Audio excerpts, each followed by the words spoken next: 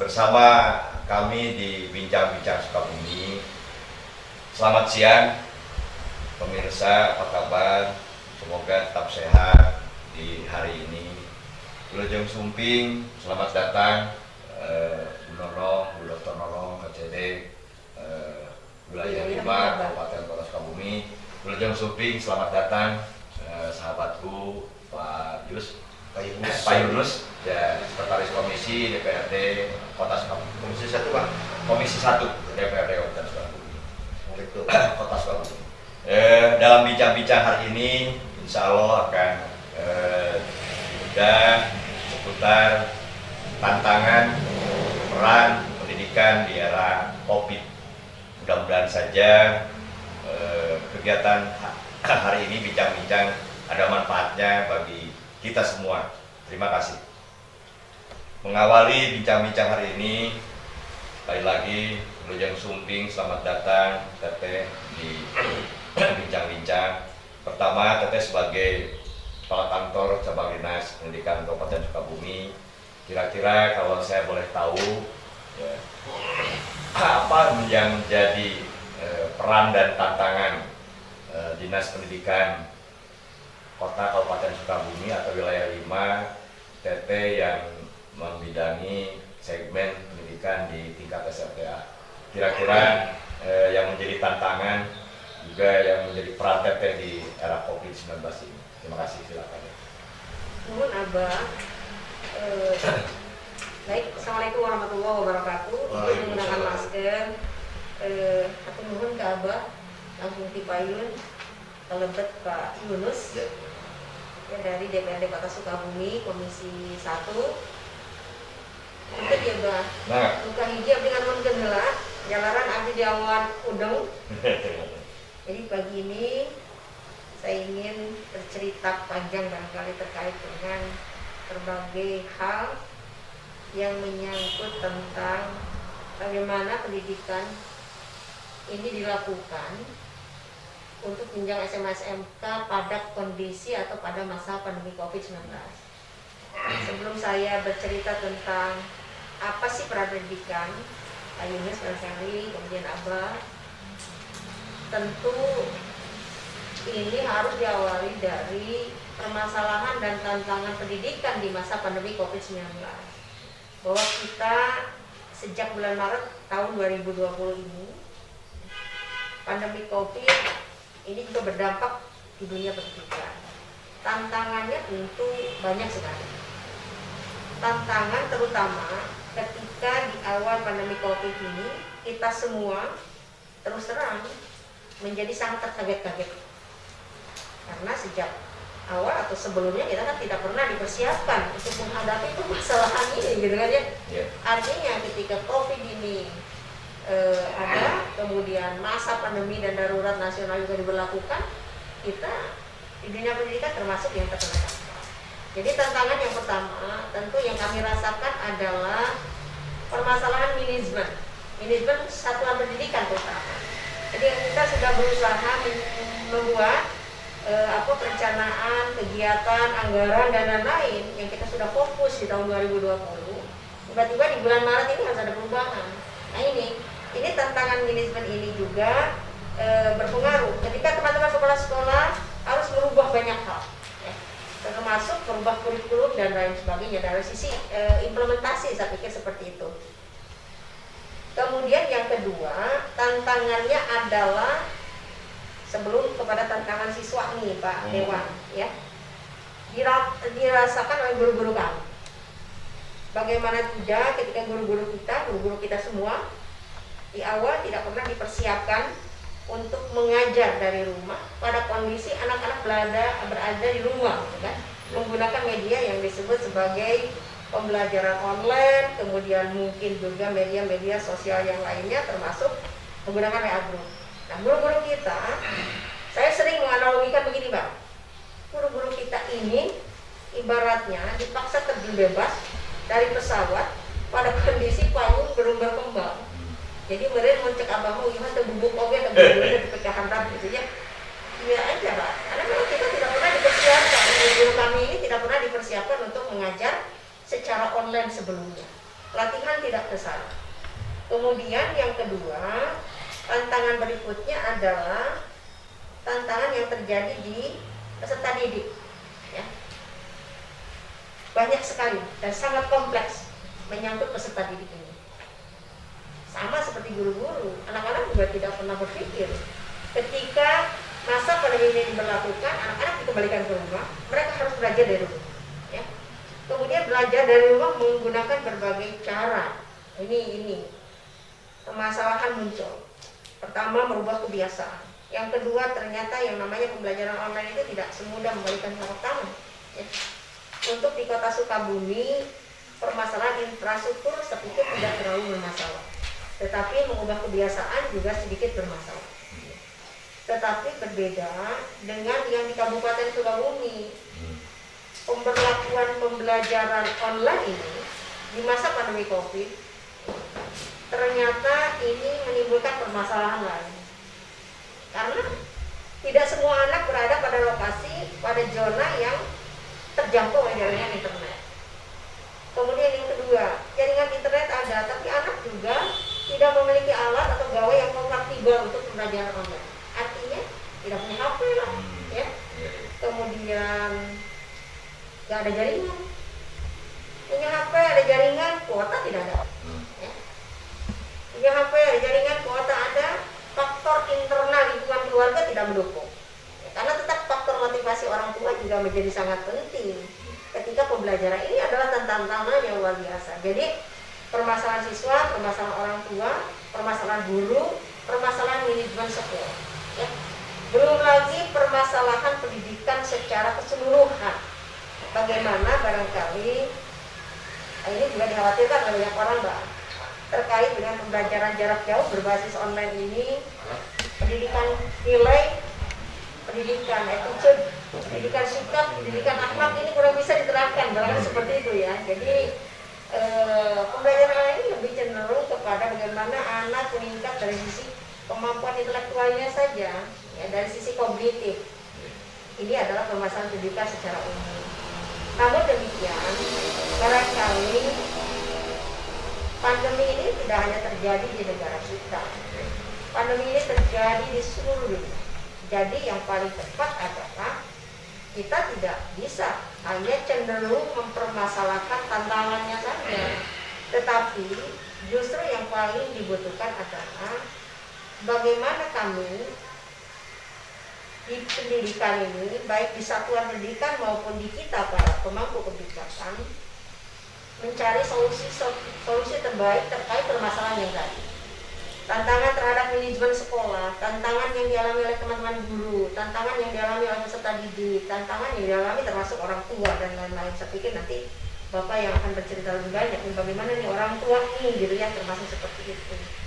Nah, yang bisa kita lakukan adalah saya mendorong lebih jauh peran serta, nah ini peran serta pendidikan di masa pandemi COVID atas dasar tantangan yang tadi. Ya. Ketika manajemen mengalami perubahan, terutama di tataran implementasi dari perencanaan yang sudah disusun, nah, saya mendorong teman-teman kepala sekolah untuk secepatnya memiliki keberpihakan kebijakan dan keberpihakan anggaran kepada permasalahan penanganan COVID-19 untuk kepentingan satuan pendidikan yang bersangkutan. Ya, nah ini saya dorong teman-teman kepala sekolah. Kemudian yang kedua, dari sisi guru, memang guru-guru kita ini guru-guru luar biasa, Mbak, guru-guru hebat, ya. Sekalipun mereka ini tidak dipersiapkan sebelumnya, tetapi guru-guru kita ini memiliki kemampuan yang luar biasa untuk secepatnya adaptasi dengan permasalahan. Kemudian juga mereka secepatnya mencari berbagai cara dan strategi bagaimana caranya memberikan pelayanan terbaik kepada peserta didik, ya. Walau di awal permasalahannya juga menjadi tidak enteng sebetulnya, karena hasil survei pembelajaran online ini ternyata kata anak-anak, pertama materi terlalu sulit, yang kedua tugas tidak jelas, ya. Yang ketiga komunikasi dengan guru sulit, yang keempat guru-guru cenderung mengajarkan konsep tidak konteks, ya.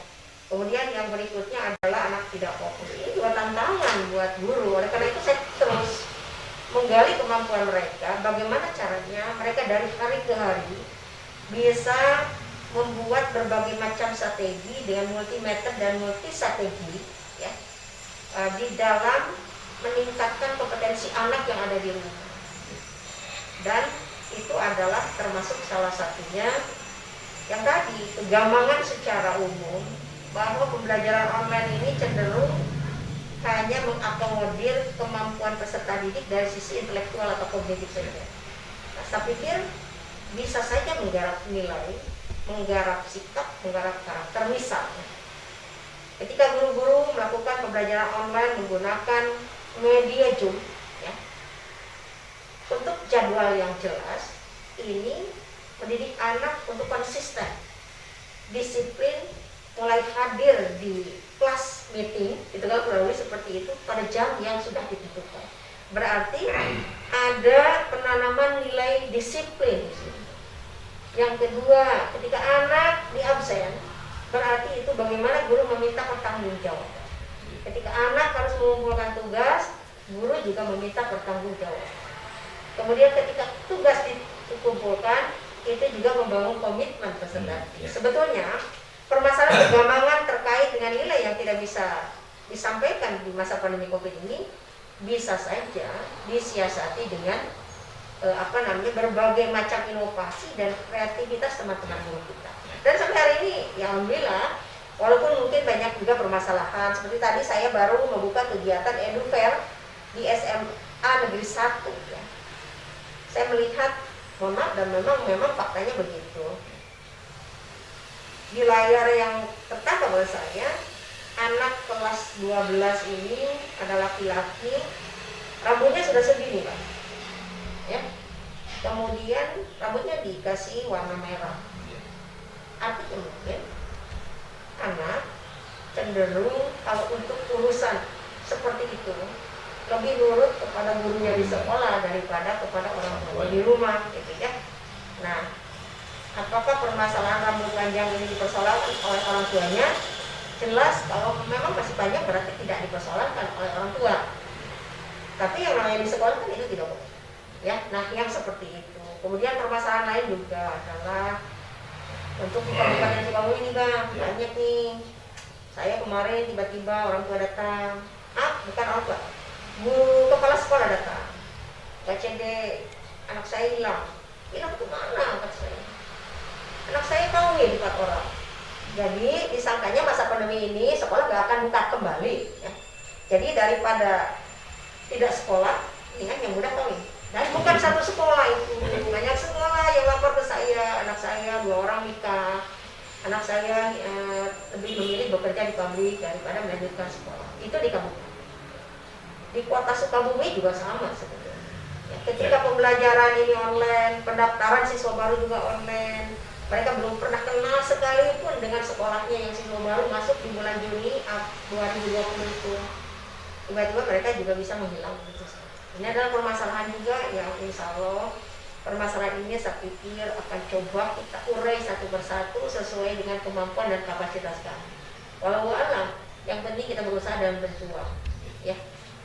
Seperti itu barangkali jawaban sementara. Terima kasih. Ternyata permasalahan dunia pendidikan di era COVID ini sangat kompleks sekali dari berbagai lini. Mungkin dari tata kelolanya, mungkin dari manajer strategi pengajarannya, dari sarana prasarananya, ya sangat kompleks. Jadi kalau tadi Tete bilang bahwa seperti kita terjun payung, payungnya belum buka, sehingga tidak ada yang siap dengan kondisi seperti itu. Nah, saya ingin mencoba meminta pendapat atau juga dari sahabat saya Pak Yunus dari DPRD Kota Sukabumi.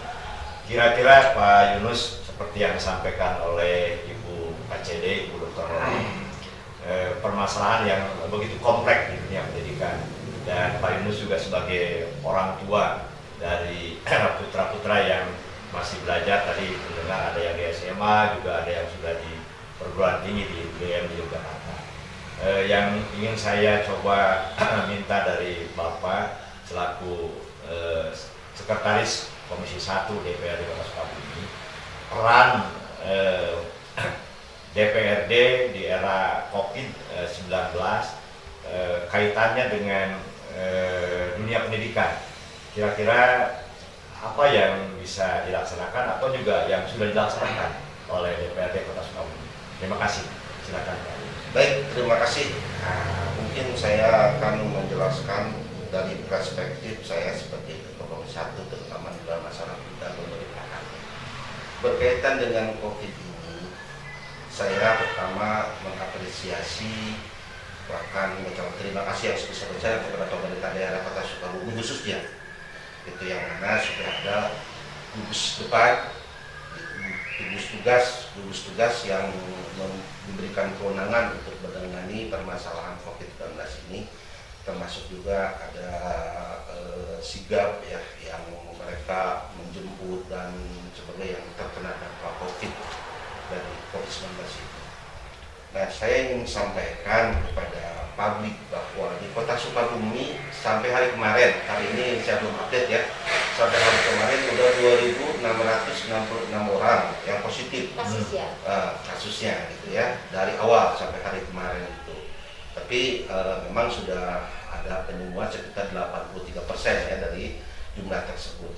Tapi masih ada yang diisolasi sampai hari ini sekitar 300 orang, kurang lebih seperti itu.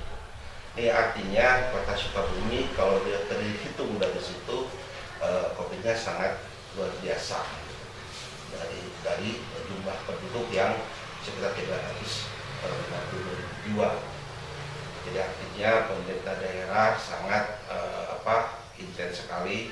Nah, tapi saya selaku DPRD, selaku pengawasan terhadap pemerintah daerah, selalu menekankan agar terus memberikan dorongan kepada masyarakat supaya dan memberikan edukasi kepada masyarakat agar mematuhi terhadap protokol kesehatan berkaitan dengan COVID-19. Sebab kalau tanpa dengan ini maka masyarakat tentunya akan apatis, gitu ya, sehingga korelasi dengan dunia pendidikan yang mungkin tadi saya menangkap bahwa yang disampaikan oleh Ibu KCD 5 Provinsi Jawa Barat ini, seolah warga masyarakat, para orang tua itu sudah berharap banyak, berekspektasi penuh agar pendidikan ini diadakan secara tatap mata atau tatap muka atau secara langsung, ya, tidak seperti hari ini. Nah, termasuk tadi sampai menyampaikan sebagai orang tua pasti merasakan hal yang demikian. Maka dari itu saya kepada pemerintah agar selalu terus memberikan edukasi, memberikan dorongan, memberikan kepada masyarakat agar COVID ini cepat selesai di muka bumi umumnya. Karena tidak menyangka, semua orang tidak menyangka, semua orang tidak menduga akan adanya wabah yang seperti ini. Sehingga tadi pun anggaran yang diperuntukkan untuk kegiatan sekolah seperti membangun semuanya dipersiapkan untuk persiapan tatap muka. Tatap mukanya kapan? Ya tanda tanya. Termasuk di dinas-dinas terkait apapun, semua anggaran yang sudah direncanakan untuk pembangunan ini pembangunan itu ditunda dan dialihkan ke penanganan COVID. Itu kan menjadi satu permasalahan.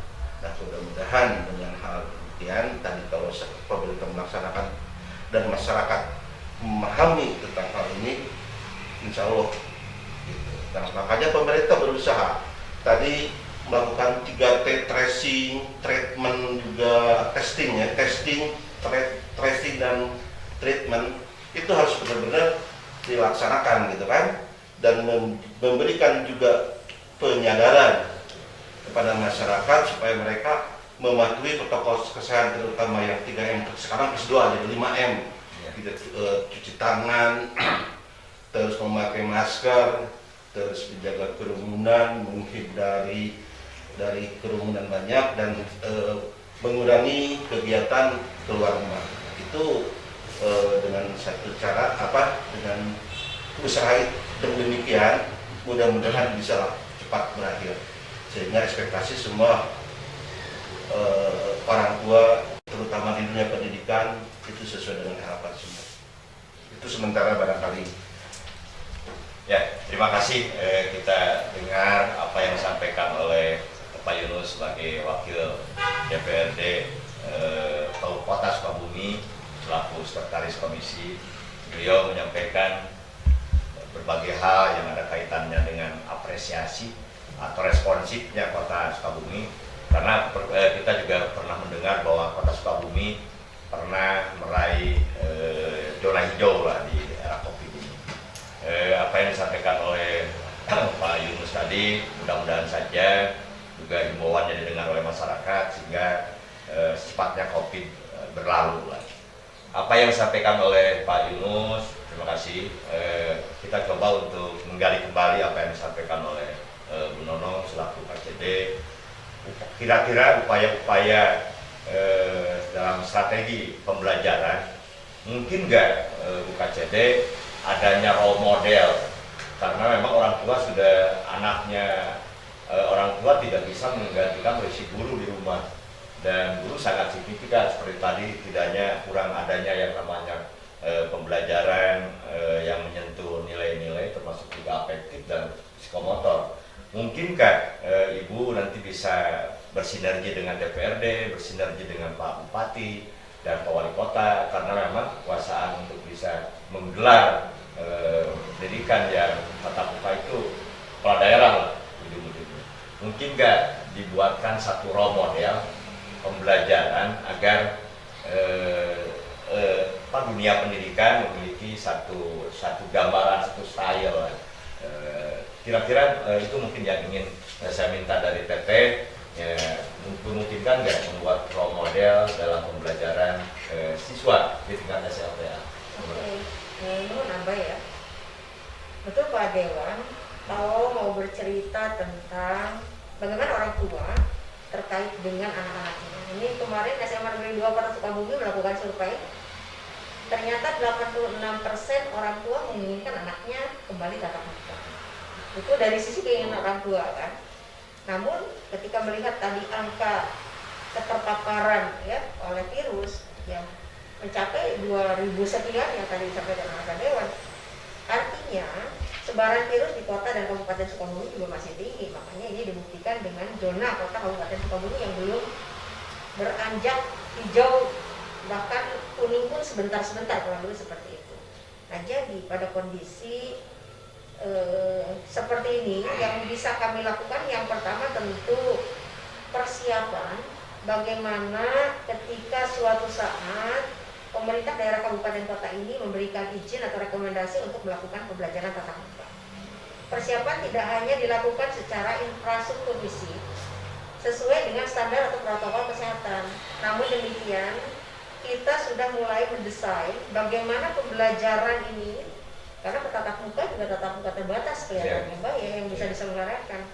Pembelajaran tatap muka terbatas ini bisa diikuti oleh peserta didik pada kondisi peserta didik yang ada di rumah juga sama terlayani, gitu kan. Ini juga menjadi pola tersendiri sebetulnya, gitu, menjadi model tersendiri bagaimana anak yang ada di sekolah bisa terlayani, kemudian anak yang ada di rumah bisa terlayani. Ada yang disebut sebagai blended learning, ada yang disebut sebagai pembelajaran campuran dan lain-lain. Nah, itu baru persiapan. Karena kan tatap mukanya juga belum. Tapi persiapan untuk itu sudah kami lakukan. Karena kalau tidak kami lakukan, kami juga khawatir dalam waktu dekat tiba-tiba pemerintah mengeluarkan izin dan zona kita sudah berubah menjadi zona yang diperbolehkan atau ditolerir untuk anak masuk kembali. Jadi persiapan itu sudah kita lakukan. Apakah ada pola khusus dari pemerintah pusat? Tidak ada. Ya kita mendesain sendiri aja. Kalau menurut Pak Wali Kota mah icip-icip aja lah, pembelajaran icip-icip ngobrian gitu ya. Anak datang ke sekolah nanti pembelajarannya seperti apa. Kemudian yang lainnya adalah terkait role model menghadapi permasalahan ini. Pada kondisi anak belajar di rumah, guru mengajar dari rumah, kadang-kadang dari sekolah karena menggunakan internet dan jaringan internet yang ada di sekolah. Nah, tadi permasalahannya kan sudah disampaikan.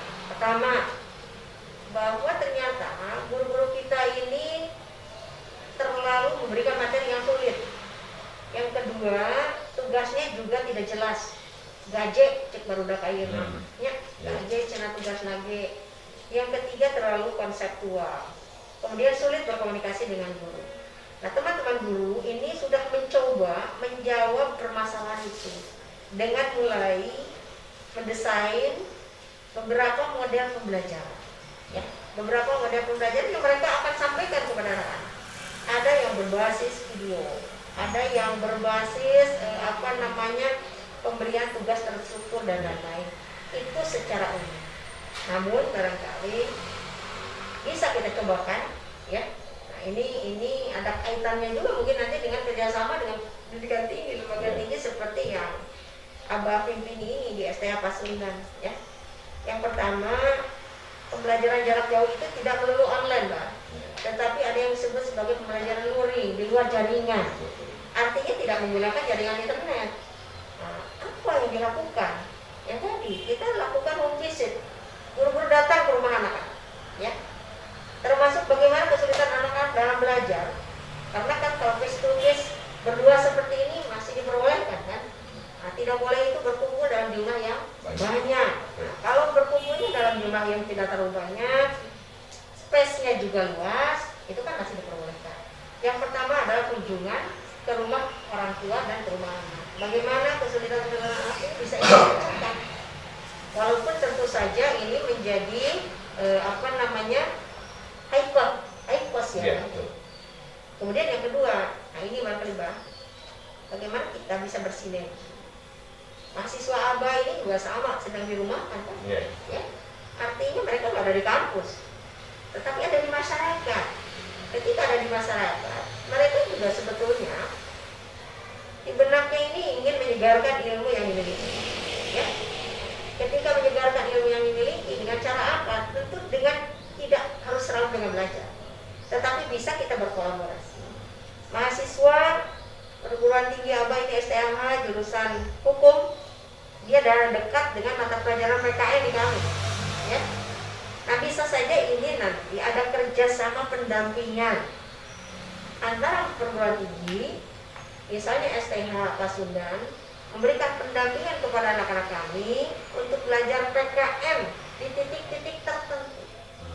Tapi tentu dengan tidak dibayar nih, Bang, karena anggaran untuk bayar juga nggak ada gitu loh. Ya daripada di rumah mandek, bener nggak? Daripada di rumah mandek, daripada di rumah juga boring, ya, malah semakin tumpul. Saya mau menambahkan. Ya.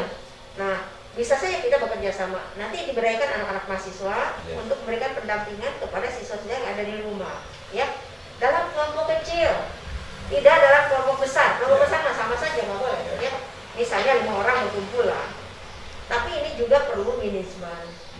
Artinya perlu ada tata kelola yang tentu saja diawali dari kerjasama. Itu role model yang saya tawarkan terkait dengan pembelajaran di masa pandemi COVID. Saya tidak mencintai yang lain-lain. Oke, Nun, begitu. Ya, terima kasih. Sebelum ke Pak Yunus, terima kasih banget. Itu ada semacam role model lah, role model.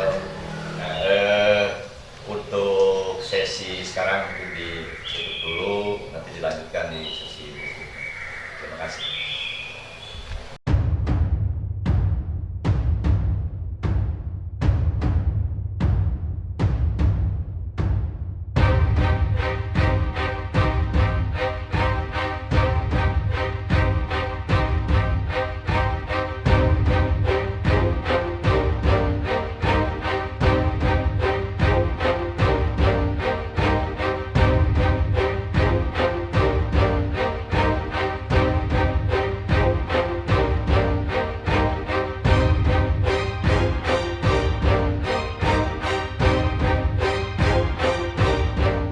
Pak Yunus, karena memang tadi ada gagasan dari Ibu HCD di mana ada role model mahasiswa dari berbagai perguruan tinggi mungkin yang relevan dengan pendidikan tingkat SMA. Berikan pendampingan Ya, ada pendampingan. Tentunya menurut kami itu juga agak-agak sedikit riskan ya kalau tidak ada yang namanya pengawasan, karena mungkin banyak titik nanti yang turun ke lapangan itu juga jadi heboh. Nah, gimana kira-kira mudah-mudahan ada strategi dari Pak Yunus, ada masukan dari Pak Yunus, karena khawatir juga nanti pertemuan itu juga dibubarkan oleh petugas. Makanya mungkin perlu treatment nih, kira-kira gimana nih Pak Yunus supaya yang namanya kegiatan itu bisa berjalan lancar sesuai dengan kegiatan. Baik Bang, saya buka dulu masker dan Ya. siap. Ada jarak ini. Jadi gini Bang, saya ingin secara psikologis saya membaca apa yang disampaikan juga tadi dan apa yang diharapkan oleh orang tua dan siswa itu pada saat ini. Memang demikian adanya gitu kan yang bisa tadi dijabarkan. Cuma kan kalau dilihat dari tadi yang sudah saya sampaikan pemaparan COVID-19 di Kota Sukabumi ini sangat luar biasa. Jadi sepertinya kita harus memberikan dulu edukasi, pembelajaran, sosialisasi kepada masyarakat agar mentaati dulu itu aja. Jadi paling tidak meminimalisir penyebaran. Jadi kalau sudah ada tanda-tanda lampu hijau, ya kita bahas bersama lah untuk melaksanakan pendidikan secara langsung itu. Gitu. Nah sekarang dengan adanya vaksin masuk ke Kota Sukabumi, alhamdulillah kemarin dan pada hari ini vaksin launching ya, wali kota beserta jajaran pertama melaksanakan pada hari ini dan total ke Kota Sukabumi ini baru masuk sekitar 6.000, berarti untuk 3.000 jiwa gitu ya vaksin ini. Nah diharapkan dengan datangnya vaksin dan semuanya minimal 70% warga Kota Sukabumi sudah tervaksinasi, itu bisa berkelanjutan lah di dalam dunia pendidikan seperti belajar secara langsung, mungkin itu juga mungkin. Nah, hanya yang jelas pemerintah tetap melaksanakan apa yang disampaikan oleh kita dari DPRD, selalu memberikan warning kepada pemerintah, coba tolong gimana caranya supaya pemerintah ini bisa mendekati ke hal-hal yang zona hijau lah, seperti sekarang. Gitu. Kami DPRD nggak akan tinggal diam Pak. Terus berkomunikasi dengan pemerintah, terutama menyangkut dunia pendidikan ini. Ya, saya tambahkan Bang ya. Maksudnya begini, terkait tadi dikatakan bahwa hidaukan dulu deh, saya sangat setuju Pak. Artinya memang ini perlu upaya bersama. Tidak bisa upaya sendiri-sendiri. Nah, bagaimana tingkat sebaran ini atau keterpaparan ini mau menurun ketika kesadaran berbagai pihak tidak ditumbuhkan, seperti itu. Nah, dalam rangka menumbuhkan kesadaran ini barangkali yang susah-susah gampang juga, Mbak. Karena juga terkait multidimensi, Nah, ini yang paling penting. Namun demikian, saya setuju ketika ini diredakkan dulu, baru kita berpikir tentang bagaimana mensekolahkan anak, bagaimana membuat anak bisa kembali ke sekolah, lalu seperti itu. Nah, barangkali ini juga menjadi bahan pemikiran saya gitu ya, karena ternyata anak-anak kami juga merupakan bagian dari masyarakat yang jangan-jangan ya malah menjadi permasalahan baru, bukan permasalahan baru. Walaupun saya juga belum, apakah data yang 2000 ini termasuk yang terpapar ini termasuk anak-anak sekolah atau bukan, saya juga belum tahu gitu datanya. Namun demikian mungkin perlu juga kami nanti bicarakan lebih lanjut terkait dengan peran pendidikan di dalam edukasi masyarakat, terkait dengan pentingnya menjaga protokol kesehatan yang tadinya 3M menjadi 5M, mungkin begitu. Ya, peran pendidikan tentu bisa melibatkan peserta didik, Pak. Nah, peserta didik kita menjadi duta lah ya. Nah, duta. Walaupun mungkin tidak bisa door to door kepada setiap pintu ya kepada masyarakat, bisa saja secara virtual. Kemudian juga mungkin ada peserta didik yang bisa mengedukasi, menjadi influencer. Saya lihat kemarin yang di SMA. Tapi itu menurut saya tidak mudah juga kan. Tidak mudah juga selama ini COVID ini masih tetap menyebar di Kota Sukabumi. Sulit gitu kan. Jadi sekarang menurut saya Nah, pemerintah daerah secara seksama memberikan mengajak kepada masyarakat mau dengan kesadaran diri yang belum divaksin ya, atau yang sudah divaksin melaksanakan protokol kesehatan, terus terutama di swab, diperiksa. Jadi ketahuan penyebarannya bagaimana dan kesadarannya juga akan meningkat. Memang yang hari ini terjadi ada pro kontra itu ya, berkaitan dengan yang pasang, bukan vaksin, pasang di swabnya. Ada yang sadar, ada yang nggak mau gitu kan. Bahkan ada anekdot, loh orang yang kecil kayak awal sehat-sehat aja tapi saya olahragawan kok kena penyakit gitu kan, kena COVID lagi kan, ada gitu kan. Nah itu tugas pemerintah supaya bisa menyadarkan hal itu supaya tidak terjadi demikian gitu kan. Nah di tempat lain terus selain undang-undang tahun 2019 tentang karantina kesehatan yang turunnya memakai perwal, daerah itu sudah perwal, ada yang pelanggaran sehingga menjadi pelanggaran protokol kesehatan 5 juta atau 250.000 gitu kan. Di kota Sukabumi yang masih menggunakan perwal gitu kan. Jadi memang agak ini juga sih, agak gampang juga kita selaku di DPR juga, apakah ini diperwalkan, apa cukup dengan diperdakan, apa cukup dengan perwal. Nah kita juga melihat juga pada kondisi masyarakat yang ada gitu kan. Kalau seandainya perwal, betapa banyak pelanggaran yang dilakukan oleh masyarakat sehingga banyak pelanggaran terus berkaitan dengan hukum yang akan dikenakan kepada masyarakat, sanggup apa tidak. Tapi di sisi lain efek negatifnya ketika tidak permanen itu kerumunan masih terjadi, gitu kan, di mall, di pasar dan sebagainya. Nah saya mendorong kepada pemerintah daerah lagi sekarang ini agar kerumunan diminimalisir itu, dia menjemput bola kepada kerumunan langsung periksa. Memang sudah dilakukan sih Pak, cuman ya belum signifikan pemeriksaannya, nggak tahu berkaitan dengan hal apa gitu kan. Yang kena jaring itu langsung periksa di situ. Kalau sudah ada indikasi ya isolasi lah gitu Pak. Ya, terima kasih Pak Yunus. Sahabat-sahabat kita semua, apa yang disampaikan oleh Pak Yunus juga yang disampaikan oleh Bu Nonong tadi, di mana dari sisi yang disampaikan oleh Pak Yunus bahwa role model yang bisa dilaksanakan di publik harus juga melihat zona kota Sukabumi yang masih kuning ya, masih kuning. Termasuk juga gayung bersambut yang disampaikan oleh Bu Nonong tadi, di mana yuklah Dinas PDK juga siap untuk membantu pemerintah ya dalam rangka menyadarkan masyarakat, terutama masyarakat pendidikan, guru, TU, yang namanya siswa.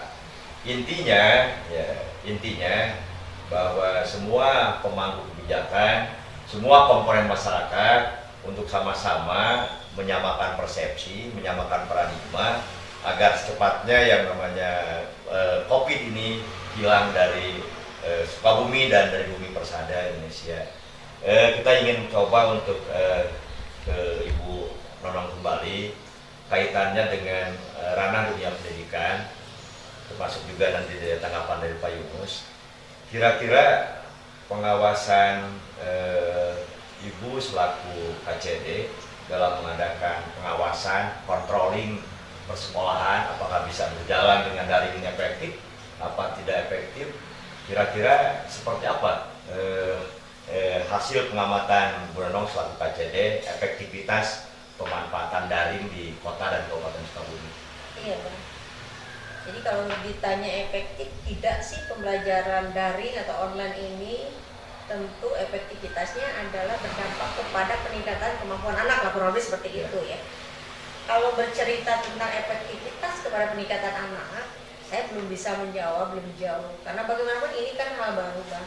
Ketika bercerita hal baru, apakah hal baru atau barang baru atau cara-cara baru ini yang kita gunakan ini bisa efektif untuk kepentingan peningkatan kualitas peserta didik, kemudian meningkatkan daya saing lulusan, baik yang SMA maupun SMK. Jangan lupa loh, ini SMK juga daring, nggak ada praktek, kurang lebih seperti itu. Efektif nggak nih pembelajaran daring dalam rangka praktek di SMK, kan mungkin begitu. Nah, namun demikian, sejalan dengan perkembangan waktu bahwa pandemi COVID ini sudah 11 bulan kita ya. Artinya 11 bulan ini 11 bulan penuh pembelajaran bagi kita. Bagi kami terutama, bagaimana kami mencoba mendesain dan membuat kreativitas baru dari hari ke hari setelah belajar dari permasalahan yang lalu. Jadi ketika bercerita tentang tools, tentang alat, tentang strategi, tentang metode, tentang pendekatan dan lain-lain, saya pikir ini efektif, ya. Namun demikian hasilnya bagaimana? Nah ini saya ya sesuatu yang masih belum bisa kita ukur. Kita masih berharap banyak kompetensi kemampuan peserta didik tidak mengalami penurunan sekalipun di masa seperti ini, ya. Artinya kan kita itu kalau mau bercerita tentang kualitas pasti bercerita tentang standar. Kita punya standar-standar tersendiri terkait dengan lulusan anak kan mungkin begitu. Betul. Apakah nanti lulusan anak ini sesuai dengan standar atau tidak? Ya kami masih berharap dan berjuang untuk bisa sesuai. Apakah nanti pembelajaran ini efektif atau tidak, kita lihat hasilnya. Nah, itu ya. kalau menurut saya, Kak Cede, nah, teknis yang dilakukan pada hari ini di masa COVID itu sangat efektif. Itulah yang terbaik dilakukan, mengingat situasi dan kondisi yang seperti ini daripada nggak belajar sama sekali. Cuman yang kurang mendukung itu adalah sarana dan prasarana. Jujur, saya sebagai wakil daripada masyarakat, banyak orang tua atau wali murid yang ke lingkungan tidak memiliki HP Android. Kalau dulu itu kan orang tua cukup punya HP cinitit sudah cukup, ya. Nah sekarang dengan adanya belajar daring ini dituntut untuk punya HP Android, akhirnya memaksakan diri. Nah cuma bukan masalah efektif yang akan saya sampaikan, tapi efektivitas belajarnya benar apa enggak? Saya katakan kurang tepat kalau masalah kualitas belajarnya, sebab belajar langsung dengan di daring itu jauh berbeda. Tadi sudah dijelaskan secara gamblang minus-minusnya, plusnya sih hanya menghindari aja tadi efektivitas. Minus saja yang paling banyak, di samping anak belajarnya sekian menit, mainnya berjam-jam. Sampai kan rumput gondrong 1 tahun nggak diurus karena belajar tidak langsung. Itu tidak efektivitasnya belajar. Tapi untuk di saat waktunya yang paling efektif hanya itu yang bisa dilakukan, gitu. Jadi kita mendorong kepada pemerintah, terutama pemerintah pusat, walaupun sudah ada bantuan kepada masyarakat melalui bantuan sosial, bantuan COVID, gitu kan. Tapi masyarakat masih banyak kepentingan-kepentingan yang lain lagi, masih ada yang dipergunakan untuk keperluan lain. Udah ekonominya dia dari awalnya juga lemah, ditambah lagi dengan keadaan situasi seperti ini semakin bertambah lemah. Dikasih bantuan untuk kepentingan sekolah pun tidak sepenuhnya dipakai ke situ karena dipakai untuk pendidikan. Dan di situ dampak negatifnya.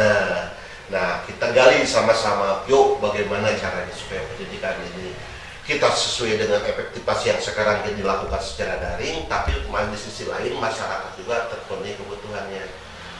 Akan timbul lagi pertanyaan, saya kan tadi 5M, ada perspektif masyarakat berpendapat kalau saya nggak keluar rumah saya nggak makan, ada yang berpendapat begitu. Kalau saya nggak kesini berarti saya nggak dapat apa-apa, itu tak terjadi. Nah itulah tugas kita. Tugas kami wakil rakyat mensinergikan dengan pemerintah, yuk gimana caranya. Nah sekarang kebutuhan di sini ada dinas pendidikan yang dikelola oleh KCD, dan meyakinkan kepada wali murid, memberikan pemahaman kepada wali murid via kepala sekolah yang ada di SMA, SMK di Kota Sukabumi seperti apa, gitu. Saya mendorong itu, gitu. Walaupun memang KCD itu tidak ada korelasi dengan DPRD, tapi kan itu adalah anak-anak kami di Kota Sukabumi, anak-anak kami yang belajar di Kota Sukabumi, walaupun secara kepanjangan di kepemerintahan itu tidak ada karena SMK sudah ada di dana provinsi. Tapi secara sosial kami kena getahnya itu, Ya, Pak. Sebetulnya untuk partisipasi belajar online Kota Sukabumi dari sisi angka partisipasi tidak ada masalah. Ya, artinya ini di atas 90% sebetulnya ya. Kita bercerita tentang partisipasi dulu nih ya. Jadi tidak ada masalah. Artinya mungkin terkait dengan permasalahan apakah orang tua ini tidak punya gawai, maaf untuk SMA SMK Pak ya, saya tidak bercerita tentang SMP ke bawah gitu ya.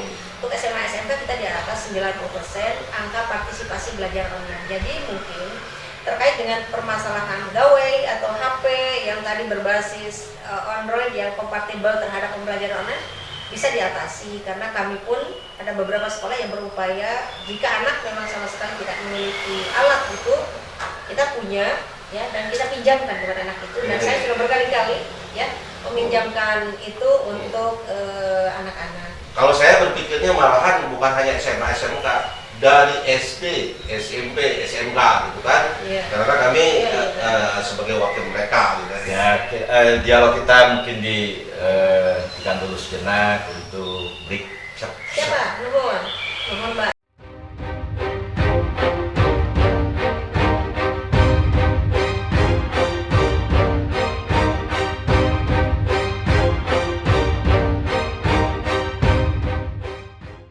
Kembali lagi bincang-bincang bersama saya Pak Kawan dengan Ibu Dr. Nonong, juga Pak Yunus selaku Sekretaris Komisi 1 DPRD Kota Sukabumi.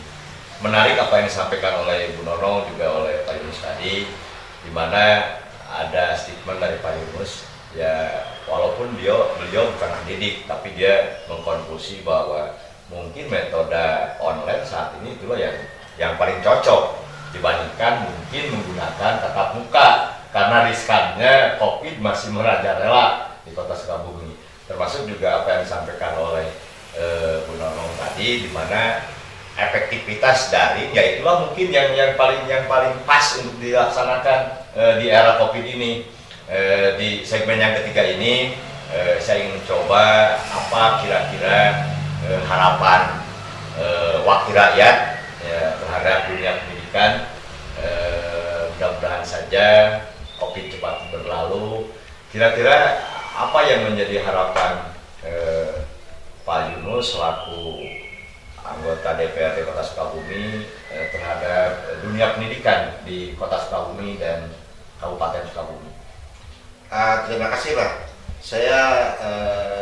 Harapan saya terhadap dunia pendidikan di Kota Sukabumi khususnya, karena sesuai dengan visi misi wali kota yang di dalam RPJMD 25 tahun yaitu tentang pendidikan dan kesehatan. Jadi pendidikan itu harus 100% tercapai di Kota Sukabumi. Saya mengapresiasi kemarin di DPRD pada Dinas Pendidikan bahwa Dinas Pendidikan sudah bisa menyerap anggaran lebih dari 60%. Artinya untuk dunia pendidikan dan kesehatan ya, pendidikan dan kesehatan artinya dia bisa melaksanakan dan juga melaksanakan apa yang diprogramkan oleh pemerintah daerah. Nah, keduanya harapan saya semoga di dalam COVID-19 ini dunia pendidikan di Kota Sukabumi tetap eksis dan sesuai dengan yang diharapkan, yaitu menciptakan manusia-manusia yang produktif. Itulah itu saja. Terima kasih. Dan pamungkas mungkin nih ke Ibu Dr. Nonong. Kira-kira harapan-harapan yang ingin Teteh sampaikan, harapan sebagai pemegang kendali dunia pendidikan di tingkat SLTA di Kota dan Kabupaten Sukabumi, yang kami baca juga saat ini seolah-olah pemerintah pusat juga inkonsisten, termasuk juga standar-standar kebijakannya yang mungkin juga agak sedikit membingungkan kalau saya amati di dunia pendidikan. Kira-kira PT di Kota Kabupaten Sukabumi harapannya terhadap kebijakan dunia pendidikan di Kota dan Kabupaten Sukabumi. Mbak, saya tambahkan barangkali harapan di masa pandemi COVID seperti ya, karena harapan sebelum pandemi COVID ini juga luar biasa karena orientasi kita kepada tujuan pendidikan nasional. Namun untuk di masa pandemi COVID-19 ini barangkali karena tadi sudah saya sampaikan, ini hasil survei Pak, ya. bahwa ternyata permasalahan ini tidak hanya terbatas di sarana prasarana. Ini menunjukkan bahwa tingkat partisipasi belajar online untuk di Kota Sukabumi juga sangat tinggi, ya. Walaupun terlepas dari bagaimana hasilnya seperti apa. Nah, ini mungkin saya sampaikan kepada para orang tua. Bagaimanapun pendidikan ini tanggung jawab bersama, ya. Secara filosofis memang seperti itu. Tanggung jawab bersama bukan hanya tanggung jawab pemerintah. Pendidikan ini menjadi tanggung jawab kolektif, ya, antara pemerintah, orang tua dan masyarakat. Dalam hal ini, ketika permasalahan tidak hanya menyangkut sarana, di dalamnya adalah faktor motivasi orang tua juga menjadi sangat penting. Motivasi banyak. Motivasi ini tidak hanya dorongan secara langsung diberikan oleh orang tua, tetapi bagaimana orang tua menciptakan iklim yang kondusif di sekitar tempat belajar anak di rumah, mungkin seperti itu. Tidak harus disiapkan ruang belajar khusus, tapi dengan tidak hiruk pikuk atau mungkin diperhatikan dan lain-lain, ini menjadi bagian daripada tugas orang tua untuk menciptakan kondusivitas.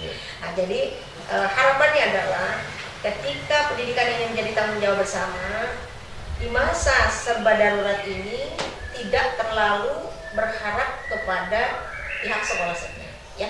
Artinya orang tua juga harus sama-sama mengambil peran, apalagi kan ini untuk kepentingan anaknya, kurang lebih begitu, ya. Bagaimana peran ini bisa didapat atau bisa diperoleh atau bisa dilakukan oleh orang tua, yaitu ya satu tentu berbesar hati, ya. Walaupun kita juga boleh berharap pandemi ini akan segera berlalu. Amin, amin. Namun demikian kita juga kan tidak bisa memprediksi kapan anak-anak ini bisa kembali tatap muka. Oleh karena itu orang tua harus settle, mempersiapkan diri. Nah, dengan kondisi yang tadi, jadi tetap orang tua harus menciptakan iklim yang kondusif untuk anaknya belajar online, kurang lebih seperti itu, ya. Kemudian yang kedua, orang tua pun jangan abai, jangan cuek. Ketika pembelajaran online dilakukan, anaknya online, benar nggak anak saya ini sedang belajar daring? Jangan-jangan sedang menghadapi game yang lagi ngetren itu, ya gitu.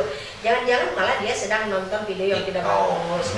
Jangan-jangan dia sedang yang tidak ini, atau mungkin anak malah tidak belajar sama sekali. Nah, ini juga menjadi tugas bersama. Kemudian yang berikutnya adalah komunikasi, ya. Komunikasi dimaksud adalah komunikasi dengan guru, komunikasi dengan pihak sekolah. Tetap ini harus dilakukan karena komunikasi yang berjalan sepihak ini kan menjadi sangat tidak berimbang nantinya. Jadi tetap komunikasi antara pihak orang tua dengan guru juga harus terus dilakukan walaupun sedang pandemi, mungkin bisa berbagai cara. Kalau sekarang luringnya itu kita mengambil tugas ke sekolah gitu ya, dan itu dilakukan. Kemudian komunikasi juga untuk kepentingan-kepentingan lain. Ya, tidak hanya menyangkut tugas, mungkin menyangkut perkembangan anak, menyangkut partisipasi belajar anak dan lain-lain. Ini saya pikir saya menghimbau kepada orang tua dari sisi kami kebijakan di masa pandemi COVID-19 inilah yang bisa kami tawarkan dan bisa kami sajikan. Ya, tidak ada pilihan terbaik yang lain yang bisa kami sajikan, hanya ini. Namun demikian kerjasama yang bagus antara orang tua dan sekolah itu adalah yang paling bagus. Hari ini anak kita adalah anak kita bersama, bukan anak sekolah saja, tetapi anak orang tua juga. Nah, jadi termasuk masyarakat barangkali, Mbak. Ya, artinya mohon maaf nih Pak Dewan, kita di sekolah sudah sedemikian rupa. Kemudian orang tua di rumah juga sama. Tapi tiba-tiba anak-anak kita juga kelihatannya ada di Car Free Day gitu loh. Ya. Apakah kita bisa memaksa anak untuk tidak berkunjung ke Car Free Day? Rasa-rasanya untuk hal-hal tertentu juga tidak terlalu mudah, ya. Namun demikian barangkali untuk sementara ketika ini kita sedang sama-sama berlomba untuk menghijaukan kembali, saya pikir bisa nggak Car Free Day-nya untuk sementara dihentikan, mungkin begitu ya. Karena ini saya lihat Car Free Day anak-anak kalau di Kota Sukabumi mungkin tidak ada, tapi di tempat lain saya melihat yang sekolah di Sukabumi itu tidak hanya dari kota, banyak yang dari kabupaten. Kemudian juga yang lain, saya lihat anak-anak kita juga ada di mall, ya. Nah itu, bisa nggak melakukan pembatasan terhadap itu mungkin? Ini yang dimaksud sebagai tanggung jawab pendidikan menjadi tanggung jawab kolaboratif. Bukan hanya tanggung jawab pemerintah, tanggung jawab sekolah, tetapi ada orang tua dan masyarakat juga harus sama-sama ikut bertanggung jawab. Mungkin seperti itu, Mbak. Closing statement-nya bahwa pendidikan adalah tanggung jawab bersama. Anak-anak kita adalah anak-anak bersama, anak-anak kami dan anak-anak milik orang tua di rumah sini. Itu barangkali Pak. Terakhir Mbak, saya sampaikan. Ya. Saya kemarin pernah mengkonfirmasi kepada pemerintah daerah berkaitan dengan kerumunan yang masih terjadi Pak. Nah, mereka menyampaikan kepada kami, insya Allah akan sidak kepada mall dan pasar juga ke tempat-tempat yang agak ramai untuk mengadakan Antigen. tes gen gitu ya, Antigen. tes antigen gitu. Ya, saya mudah-mudahan apa yang disampaikan itu dilakukan dengan yang serius gitu. Terima kasih bincang-bincang kali ini kita bisa sedikit menyimpulkan bahwa permasalahan tantangan peran dunia pendidikan, terutama tantangan di dunia pendidikan sangat kompleks sekali, termasuk apa yang disampaikan oleh Bu Dr. Nonong juga Pak Yunus. Jelas bahwa ini adalah dunia pendidikan tanggung jawab kita bersama.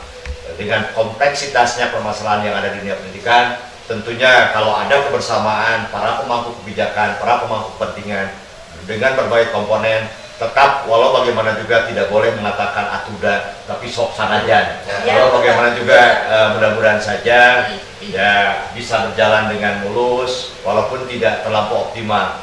Sekali lagi saya aturkan terima kasih atas kehadiran Bu Nonong, Teh Nonong, Oke Ayunus, Pak Yunus.